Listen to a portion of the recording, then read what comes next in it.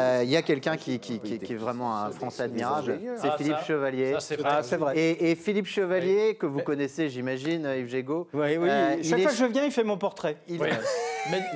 Made in Bryce, lui. J'allais vous dire... Made in Bryce. Bryce, ah oui, Bryce. J'allais vous dire, il brosse le portrait des invités, mais vous le savez. Je vais plus dîner chez Chevalier, il fait mon portrait à chaque fois, j'en ai ras-le-bol. C'est à vous, Philippe. Alors, monsieur le ministre, on en parlait. En novembre 2017, vous étiez là, assis à cette même place.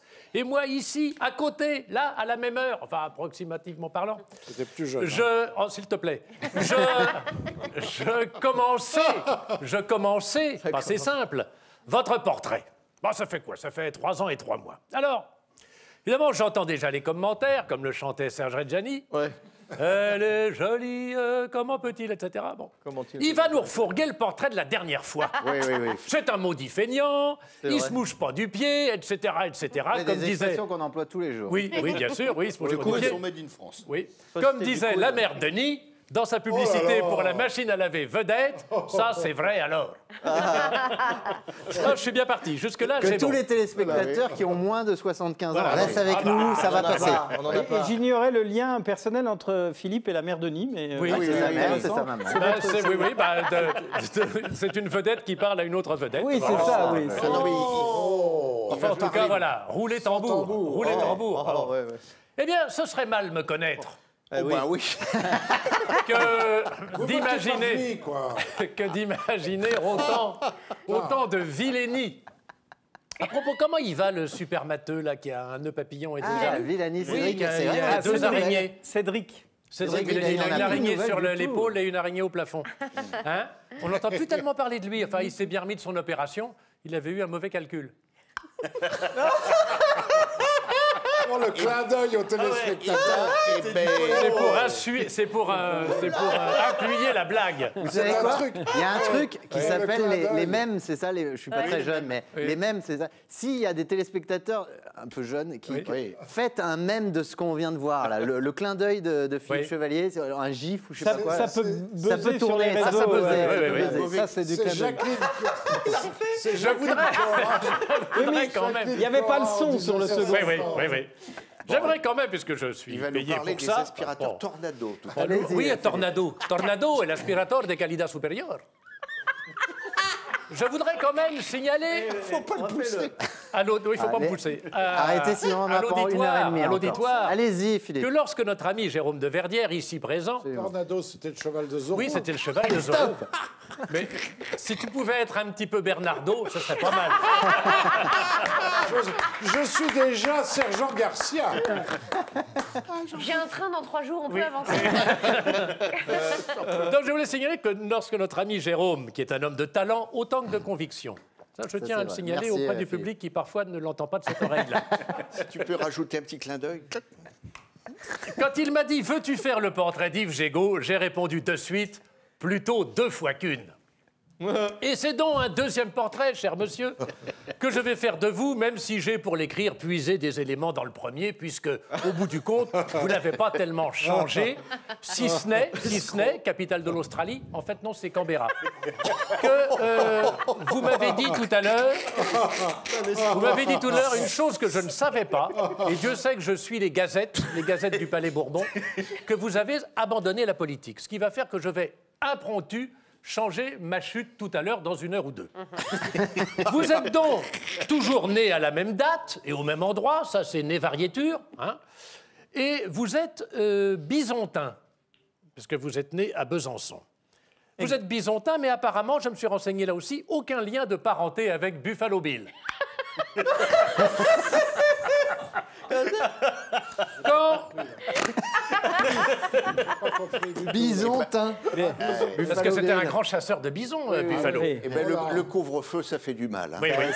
Bah, Alors, surtout quand chez on les se personnes penche, âgées. cher Yves Gégaud, sur votre course de vie, C'est des effets secondaires du vaccin. Ah, lui, il a eu le rappel. Ah, mais l'isolement Il a eu des le personnes rappel. âgées, c'est assez... Ah, il a eu le rappel. quand on se penche sur votre course de vie, dans curriculum vitae, en grec, on est impressionné, oui, c'est pas la première fois que je la sors, on est impressionné par le nombre de choses que vous avez faites pour la France. Et là, je suis quand même pas hors sujet. On reste pantois. Pantois, mot qu'il faut employer avec précaution devant une personne dépressive qui se promène avec une corde afin de ne pas lui donner de mauvaises idées. Toute votre vie, monsieur le ministre, a été consacrée à la politique. Fonctions électives, gouvernementales, maire de la commune de Montreux-Fautionne, puis président de la communauté de communes des Deux Fleuves, parce que vous, effectivement, on pourrait dire les deux rivières, parce que la Fault est une rivière et l'Yonne est une rivière, mais comme elle se jette dans la Seine, vous prétendez que, je vais aller jusqu'au bout, que c'est un fleuve. Non, il y a un débat pour savoir si c'est à Montreux, si l'Yonne se jette dans la Seine ou si la Seine se jette dans l'Yonne.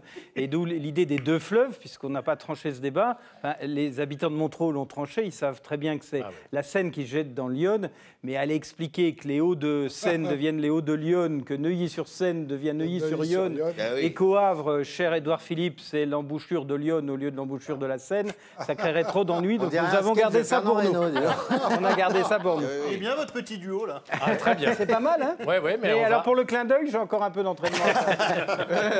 Donc, alors, vous êtes président de la communauté de communes des Deux Fleuves, puis vous avez été secrétaire d'État de l'Outre-mer. Hein, décidément, l'eau, ça vous connaît. Hein, vous êtes passé du fleuve à la sans aucune histoire.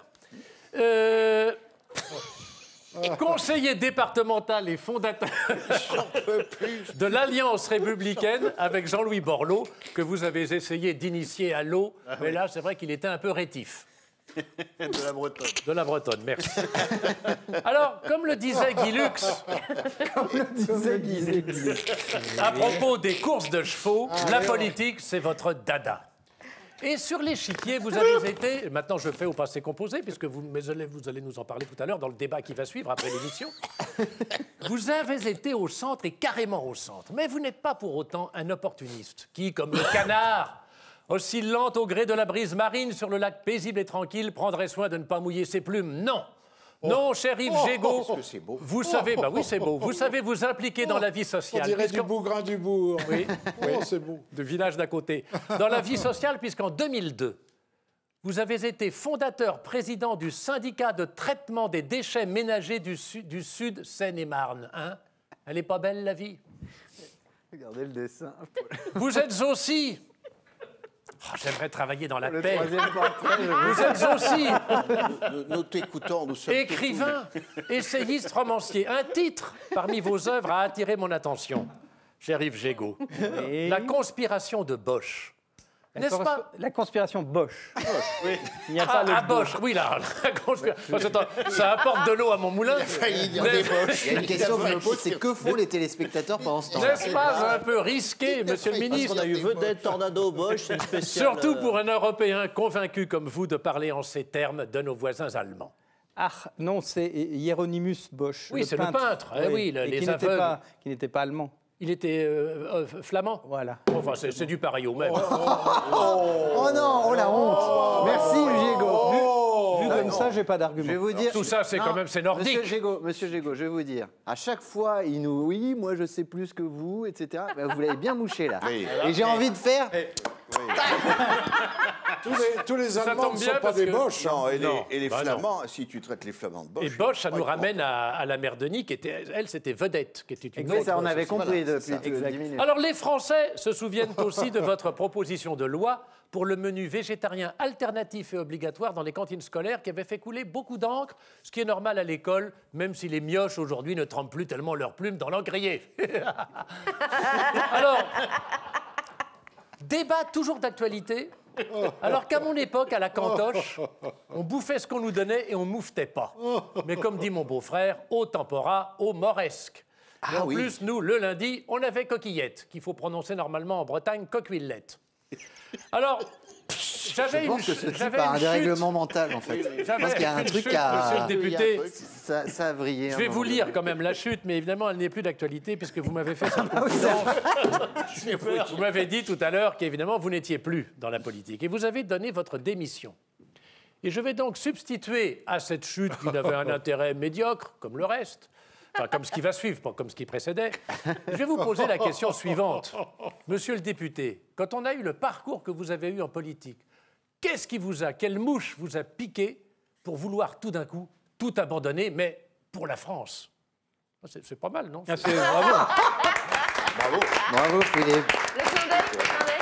Je ne sais